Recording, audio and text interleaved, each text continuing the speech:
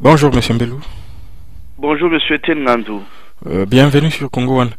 Monsieur Mbelou, le PPRD, le parti politique de Joseph Kabila, était dernièrement en congrès à Mbandaka dans la province de l'Équateur et les participants à ces assises du parti kabiliste ont réfléchi sur les stratégies pour remporter les élections locales, municipales et urbaines. C'est Radio Okapi qui rapporte cette information.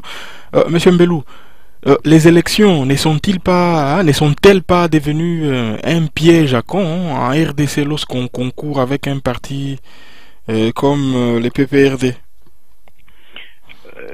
Faisons d'abord attention à ce que nous disons. Est-ce que Monsieur Joseph Kabila a jamais reconnu le PPRD comme son parti? Il y a là une amnésie contre laquelle nous devrions lutter. Rappelez-vous qu'une année maintenant, je ne sais plus si c'était en 2006 ou pas, Monsieur Joseph Kabila s'est présenté aux élections comme candidat indépendant. Il y a quelque chose de grave qui est en train de se passer dans le chef de certains compatriotes. Ce sont les membres du PPRD qui font de Joseph Kabila leur autorité morale. La démarche contraire n'a jamais été entreprise. Le PPRD est une machine qui essaie de se servir de ce qu'elle pense, ce qu'il pense être l'aura de son raïs pour pouvoir organiser ce que vous appelez le piège à con.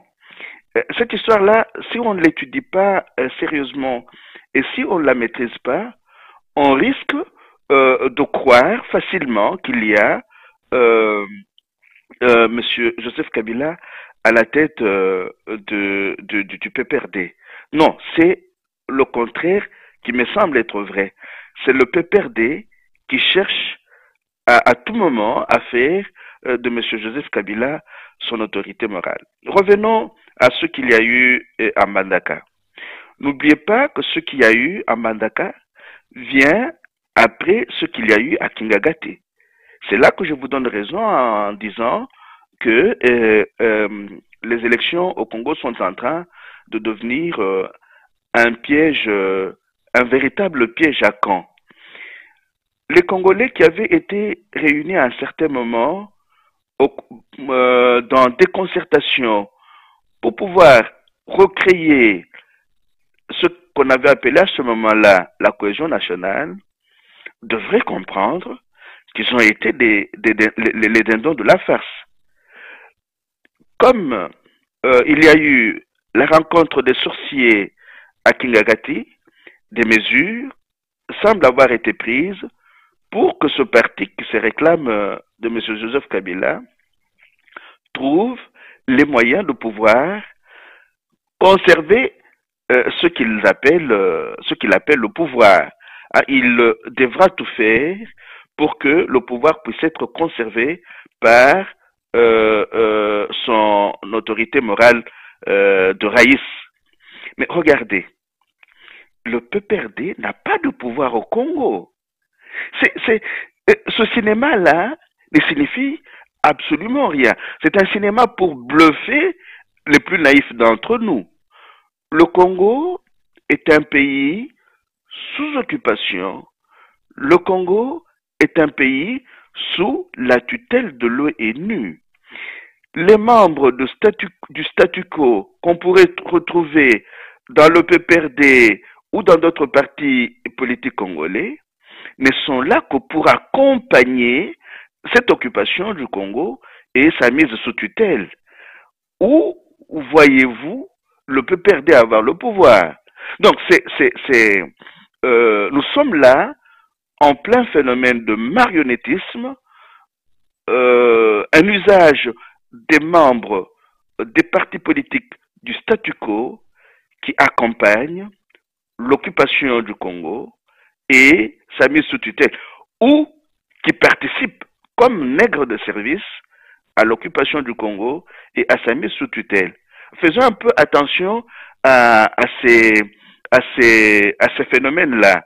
Alors maintenant, ce qu'ils avaient appelé ces messieurs-là et leurs partis politiques, ce qu'ils avaient appelé cohésion sociale, n'existe plus. Il y a maintenant un jeu de cartes sur table.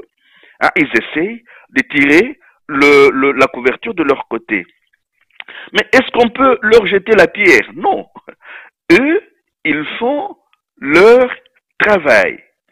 Ils ont décidé de maintenir le Congo dans son état d'occupation de mise sous tutelle. Et qu'est-ce que les autres partis politiques congolais et les associations de la société civile congolaise font dans l'entretemps? Il me semble que c'est à ce niveau-là que se situe la question. Même si, après le congrès de Mandaka, j'ai lu sur Internet que l'UDPS qui a essayé d'organiser une rencontre du côté de Kaminaoul de Likasi a vu ses partisans dispersés par la police. Et là, nous sommes en plein dans le recours à une politique de 2 poids, 2 mesures. Les uns peuvent se rencontrer en tablant sur les moyens qu'ils ont pris à l'État, et les autres n'ont même pas accès à des rassemblements pouvant leur permettre de jouer leur jeu partisan.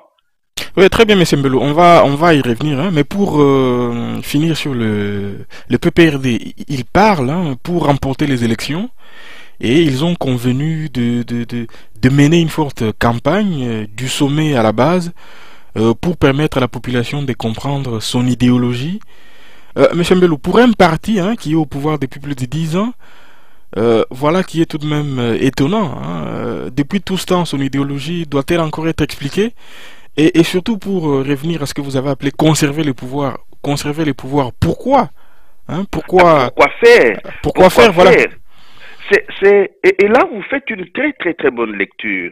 Vous vous rendez compte que les partis politiques congolais, ou la plupart des partis politiques congolais, n'ont pas d'idéologie partagée avec les masses populaires. Hein, regardez, moi j'ai des papiers, j'ai des textes qui montrent que ce parti-là, à sa création, a été porté par les entreprises multinationales. Hein, si vous lisez le texte de l'ONG néerlandaise NISA, vers la fin de ce texte-là, l'État contre le peuple, vous avez une copie d'un texte échangé et signé par le secrétaire général du PPRD à ce moment-là, et vous voyez concrètement les entreprises multinationales qui avaient été recommandées à ce moment-là pour être partenaires de ce parti politique. Donc, dès le départ, ce parti politique, avec certains de ses membres, n'ont pas travaillé avec les masses populaires. Ce parti politique a travaillé avec les entreprises multinationales. Voilà pourquoi il a participé à la prédation du pays. C'est ainsi que plusieurs de ses membres se retrouvent dans le groupe de ce qu'on appelle les nouveaux prédateurs. Pourquoi dis-je cela? Je dis cela à partir de ce texte que tout le monde peut lire sur le net, parce que ce texte de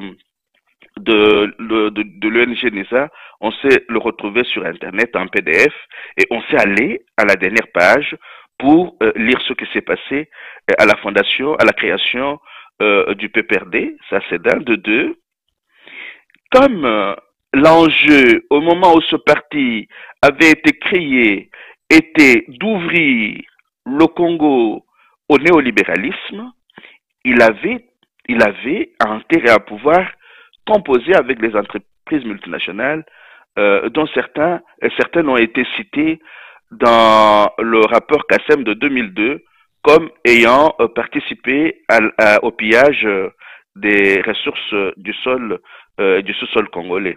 Donc, vous avez là une situation du parti dans le contexte historique de sa naissance. Pour revenir à votre question, un parti fondé pour ouvrir le pays au néolibéralisme, c'est un parti qui s'inscrit dans une logique de combat contre le peuple. Et c'est ainsi que le texte de l'ANISA est intitulé L'État contre le peuple. C'est un texte qu'il faut lire et relire pour comprendre ce qui se passe aujourd'hui. Si ma mémoire ne me trahit pas, ce texte a été publié en 2006. Donc, le PPRD est un parti contre le peuple congolais. Voilà pourquoi il s'est réveillé maintenant, il se rend compte, il dit non, voilà, il faut qu'on puisse mobiliser les masses, qu'on aille de la base au sommet. Et pourtant, ce parti-là, ou celui qu'il plébiscite comme son chef, a déjà dirigé le Congo entre griffes. Ce n'est pas lui qui dirige, il ne faut pas se leurrer, pendant plus ou moins 13 ans. Voilà, voilà, il trahit, le PPRD, trahit la fragilité de sa fondation. Ce n'est pas le parti du peuple, non, c'est le parti des caciques des marionnettes qui ont essayé de travailler avec les entreprises multi et transnationales pour pouvoir détruire le pays et le peuple congolais. Très bien. Dans les microcosmes politiques, hein, ces derniers jours, on parle de l'opposition qu'on appelle les républicaines, hein, c'est-à-dire cette opposition qui est dirigée par Kengo Wadondo et Lisanga Bonganga, qui serait au bord de la rupture. Et cette plateforme de l'opposition républicaine, hein, comme elle s'appelle, est secouée par une tempête depuis que Lisanga Bonganga menace de claquer la porte. Monsieur Mbelou, face aux enjeux politiques de l'heure qu'on voit, on a comme l'impression qu'il y a une certaine opposition à Kinshasa, bien qu'elle ait le mérite d'exister, mais on a l'impression qu'elle sert uniquement d'opposition d'appoint au pouvoir en place. Ce n'est même pas une opposition. Vous savez, il y a un usage abusif des mots au Congolais, au Congo, pardon. Comment voulez-vous que M. Kengo, qui travaille main dans la main avec le pouvoir entre griffes, le pouvoir fantoche de Kinshasa, puisse tout à coup créer un mouvement de l'opposition dite républicaine. Et puis cet usage inutile des mots opposition républicaine, une opposition qui veut travailler de manière républicaine, n'a pas à s'autoproclamer opposition républicaine. C'est comme la dénomination de notre pays. Il n'y a pas de démocratie, même pas un début de démocratie. On vous dit, nous sommes la République démocratique du Congo. C'est un usage abusif des mots. C'est une inversion sémantique. Mais pourquoi est-ce qu'il y a ce recours permanent à l'inversion sémantique? C'est pour cacher la réalité de ce qui se passe sous cette inversion sémantique. Il n'y a pas d'opposition républicaine. Ce groupe s'est mis en place en comptant sur sa participation à ce qu'on a encore une fois appelé abusivement le gouvernement de cohésion nationale. Alors, il est en train de positionner les gens comme les Rouberois, qui a du sang sur les mains pour avoir participé activement à la création, à la fondation du RCD. Donc tous ces gens-là sont en train de rejoindre les anciens dinosaures. Il y a une alliance qui est visible entre les anciens dinosaures et les nouveaux prédateurs pour mettre le Congo en coupe réglée. Alors, autour de ces anciens dinosaures et les nouveaux prédateurs, il y a quelques opportunistes qui essayent de pouvoir les rejoindre en recourant à l'inversion sémantique. Opposition républicaine, révolution de la modernité, Congo ceci, cela en 2030, pays émergent. Donc tout un usage inutile et farfelu d'un vocabulaire qui trahit le vide politique et éthique dans notre pays aujourd'hui. On y retrouve également des individus comme François Mwamba qui à un moment était au MLC et qui actuellement travaille pour le compte de Kabila. Hein. Il est facilitateur, je pense. Il suit l'application des accords qui ont été signés à Kampala, quelque chose comme ça. Non, ça sont des choses pourries. Vous savez, euh, quand on a des amis dans les rangs de ces messieurs-là et qu'on échange avec eux, on ne sera pas étonné de ce que Monsieur François Mamba est en train de faire aujourd'hui. Hein, il sait par exemple que même quand il était du MLC, il travaillait avec Atumba Mwanke, qui était le cerveau pensant du pouvoir fantoche en place. Donc, bon, ça sont des questions dont nous pourrons peut-être parler un jour ou l'autre. Nous pourrons mettre tout cela par écrit pour montrer comment le peuple congolais est roulé dans la farine par une petite, une clique d'une élite comprador qui court derrière les sous et sans aucune moralité et sans aucune éthique et qui essaye de se servir du peuple comme marchepied pour avoir accès à la mangeoire. Vous l'avez déjà dit tout à l'heure, hein, vous avez dit un mot sur les meetings de l'UDPS. Effectivement, la fédération de l'UDPS du Haut-Lomami voulait organiser un meeting le 17 avril à Kamina au Katanga et la police dépêchée sur les lieux a dispersé tous les militants du parti d'Étienne Tshisekedi sur ordre de l'administrateur du territoire. Et selon ces derniers, les conditions sécuritaires actuelles dans cette cité ne permettent pas d'organiser une telle manifestation. C'est Radio Okapi qui rapporte également cette information. Monsieur Mbelou, on a comme l'impression qu'il n'existe pas d'espace politique pour l'opposition. Lorsqu'il s'agit des partis du pouvoir, ils peuvent se réunir à tout moment et partout sur les territoires congolais. Mais par contre, pour l'opposition, il semble ne pas y avoir d'espace politique. Il y a un problème beaucoup plus profond que cette remarque-là. C'est-à-dire, peut-être que nous y reviendrons en parlant de la pauvreté qui frappe le Congo aujourd'hui. C'est-à-dire que la grande pauvreté dans laquelle le Congo est en train de s'enfoncer aujourd'hui, c'est le manque d'accès aux droits fondamentaux et aux libertés fondamentales. Le Congo a beau dire qu'il est démocratique, il n'en est rien. Avoir accès aux droits fondamentaux et aux libertés fondamentales, c'est la meilleure des richesses dont peut disposer à un peuple. C'est-à-dire avoir droit à la liberté d'expression, avoir droit aux droits sociaux, culturels et politiques, permet de construire l'espace politique. Mais dans un pays où le monolithisme est imposé comme mesure pour accompagner l'occupation et la mise sous tutelle de ce pays, cette richesse-là n'existe pas.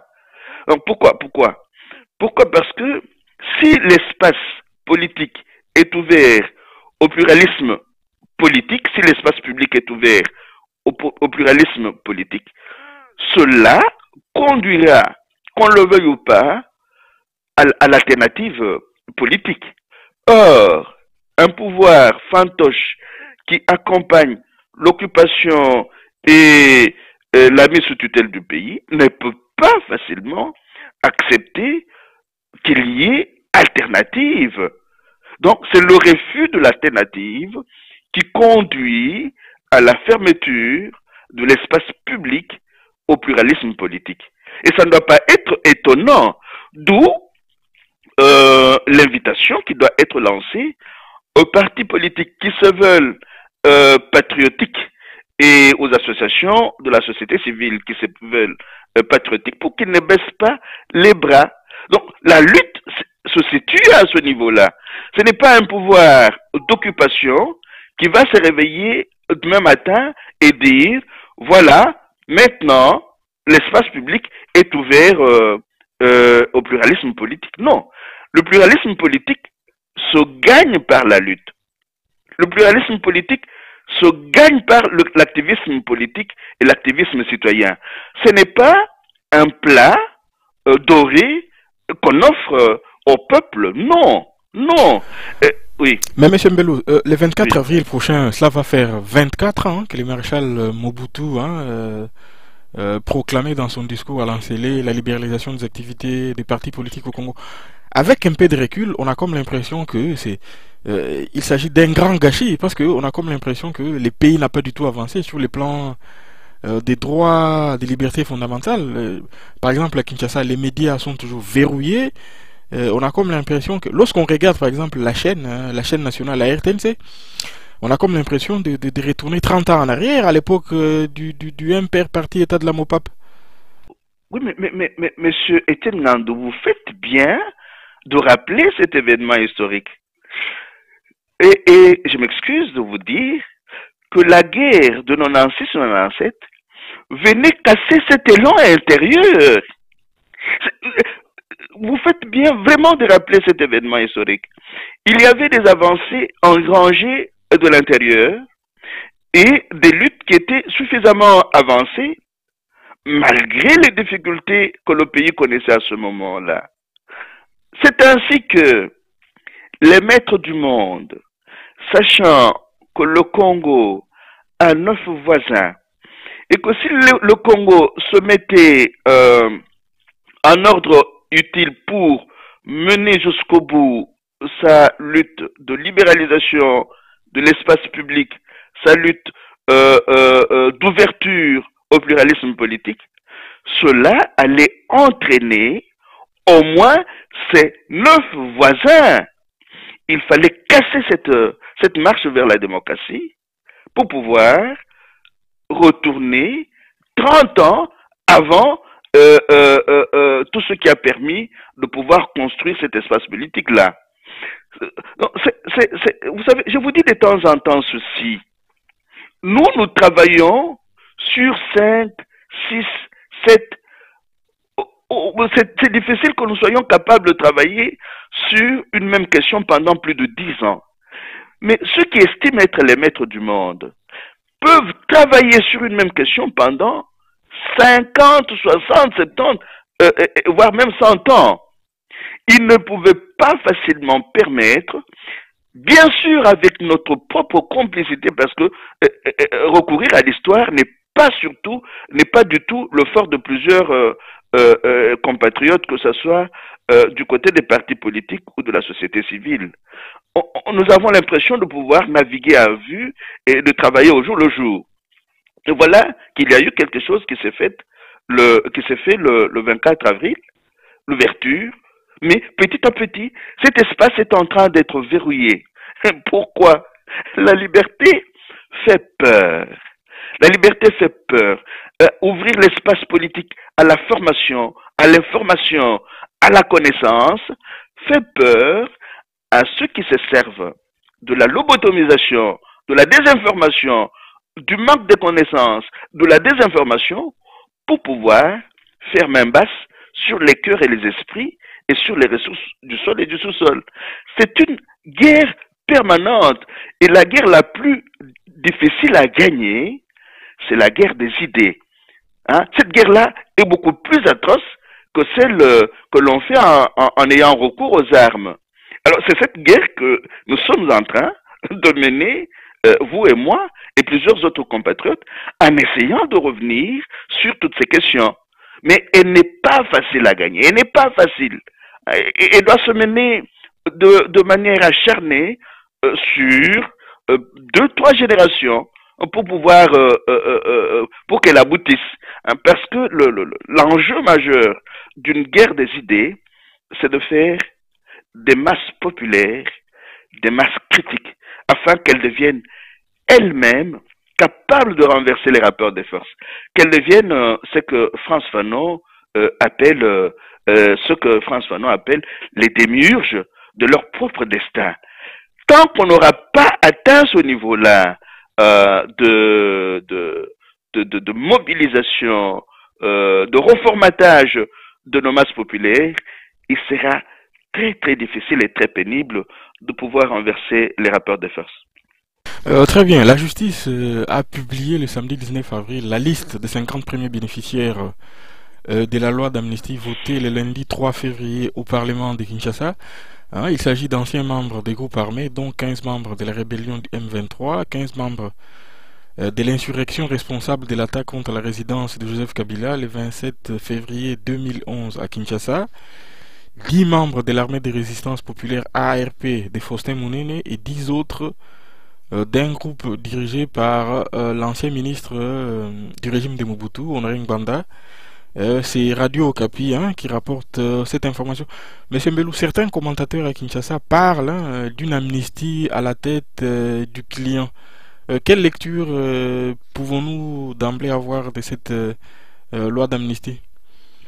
Nous ne sommes pas face à une loi d'amnistie. Nous sommes face à une relecture biaisée de notre histoire. Mais ce que je ne comprends pas, c'est ceci. Il y a eu la célébration du 20e anniversaire du génocide rwandais. Il y a eu un colloque au Sénat français le 1er avril.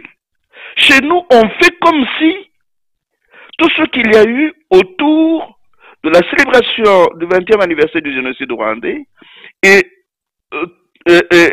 autour du Sénat, du colloque du Sénat parisien, on fait comme si tout cela n'avait pas existé.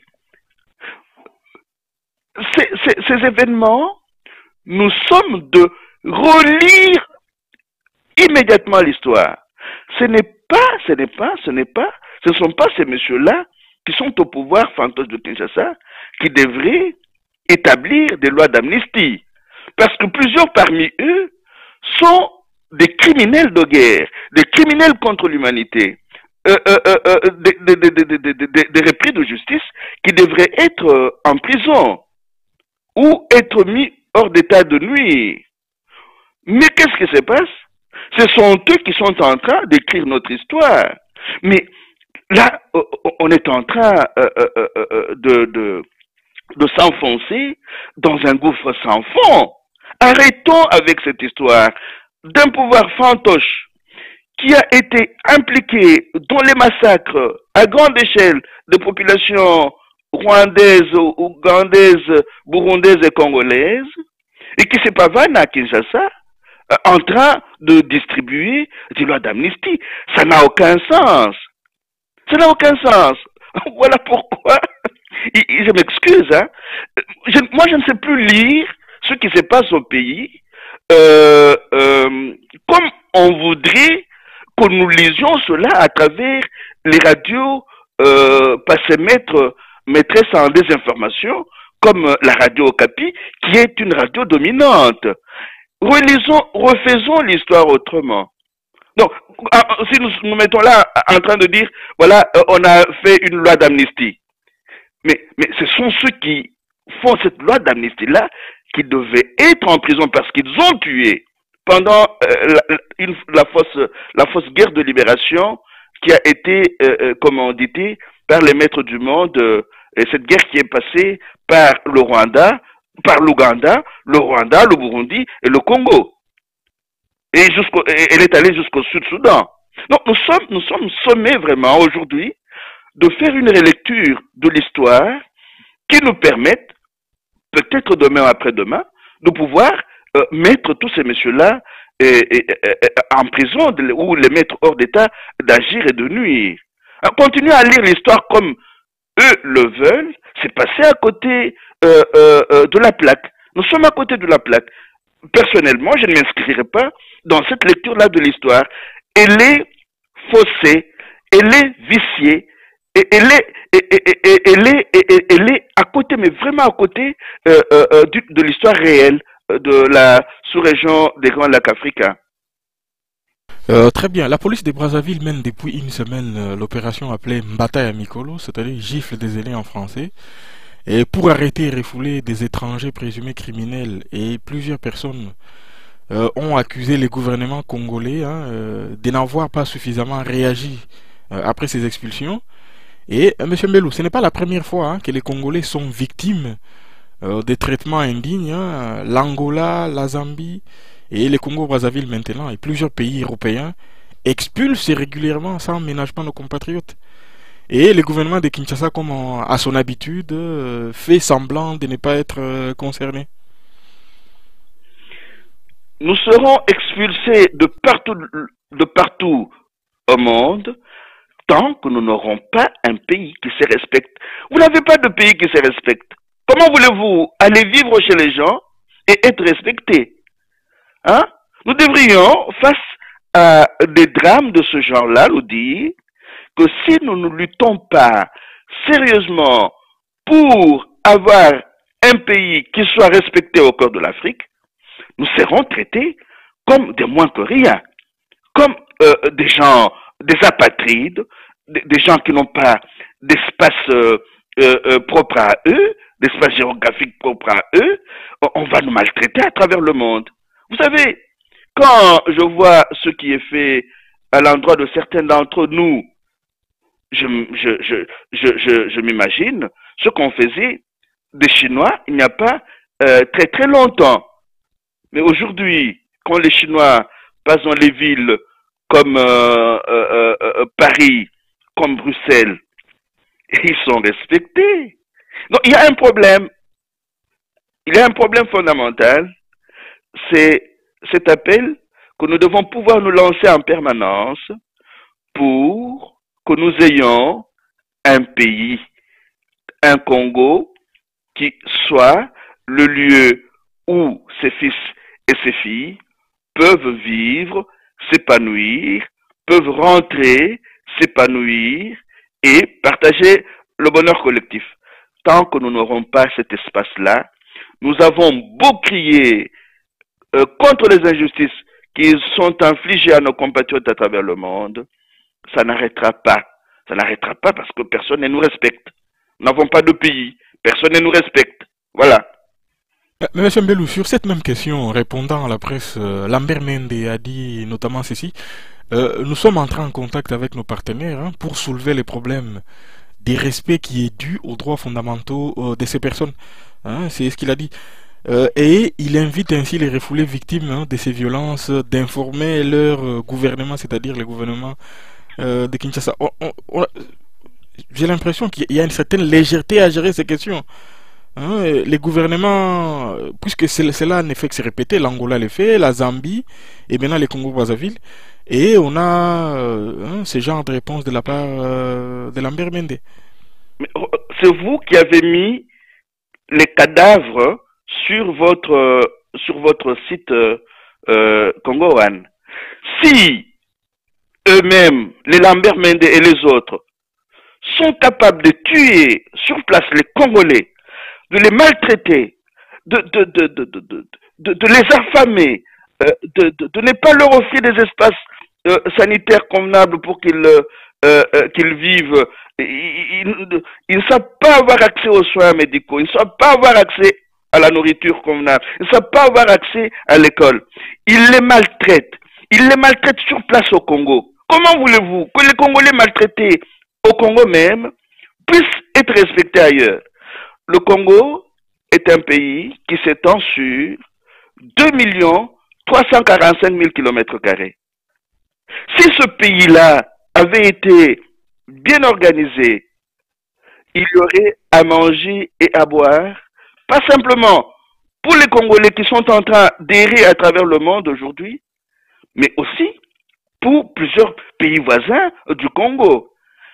Rappelez-vous que jusque vers les années 70, je dirais même vers les années 80, beaucoup de Congolais n'étaient pas à l'extérieur de leur pays.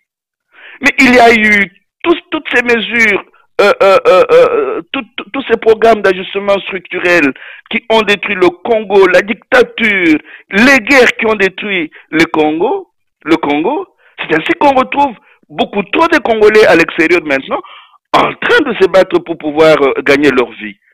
Vous n'allez quand même pas demander à tous ces Congolais-là qui ont aussi besoin de pouvoir un peu respirer, de rester dans un pays où ils sont traités comme des mouches. On les tue. Vous avez, et je vous encourage à ne jamais enlever ces images que vous avez mises sur Congo One.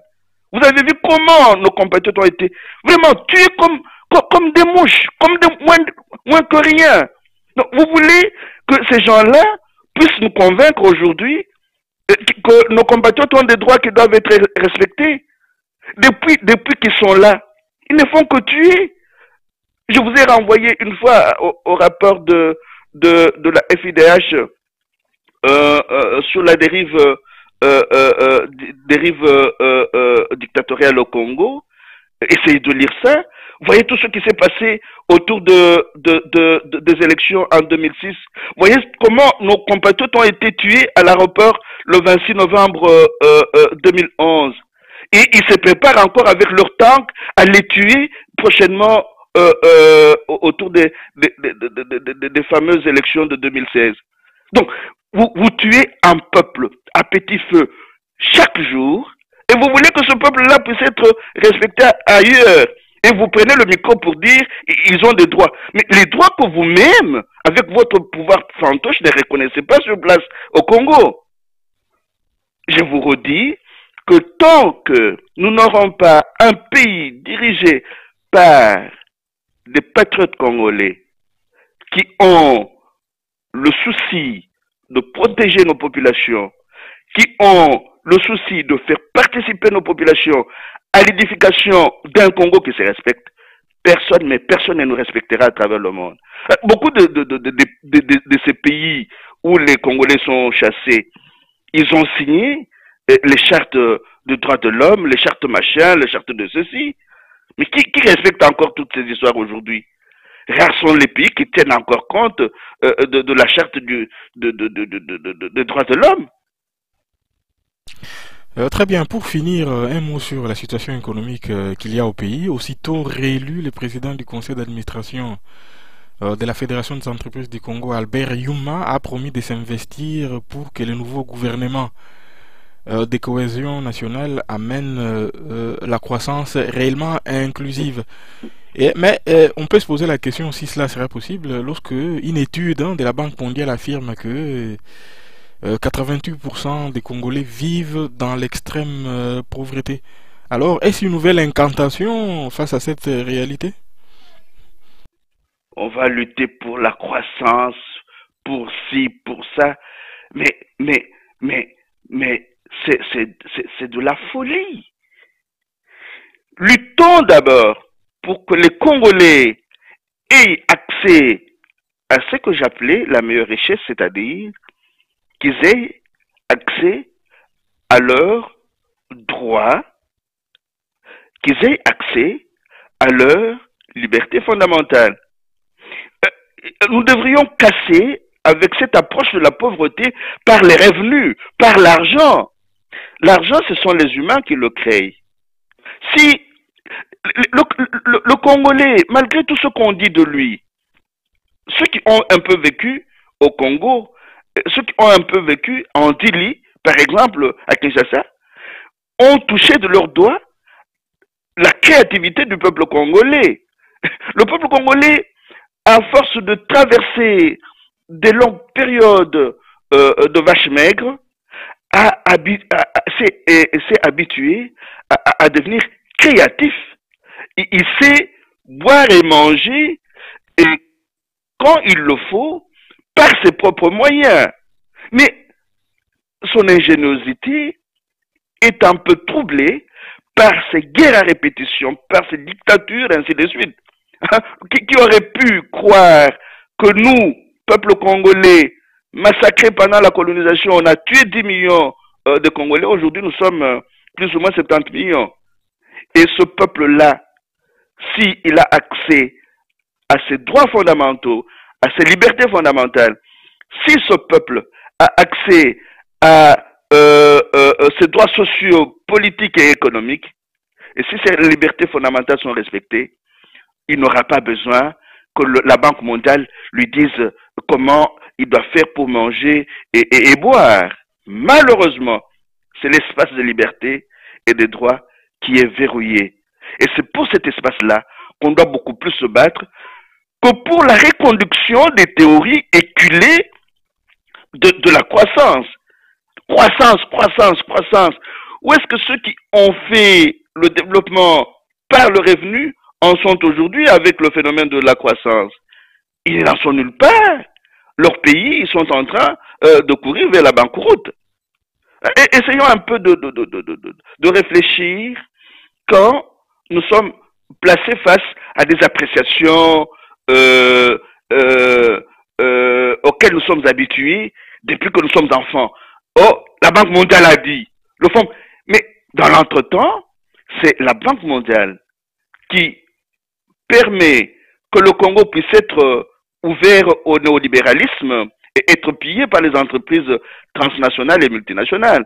C'est la Banque mondiale, c'est le Fonds monétaire international qui a imposé à ce pays-là, depuis les années 80, les programmes d'ajustement structurel qui ont fragilisé ce pays et ont fait même basse sur les droits économiques, sociaux et culturels. Donc c'est cela, la richesse qu'il faut récupérer. Le reste nous sera donné comme par surcroît. Luttons d'abord pour l'ouverture de l'espace politique au pluralisme. Luttons d'abord pour que les Congolais jouissent de leurs droits sociaux, économiques, politiques et culturels. Luttons d'abord pour que le Congolais et la Congolaise puissent être respectés dans leur dignité d'être humain. Le reste nous sera donné par surcroît. Très bien, merci beaucoup Monsieur Mbelou et à la semaine prochaine. Merci bien Monsieur Tengandou et à la semaine prochaine.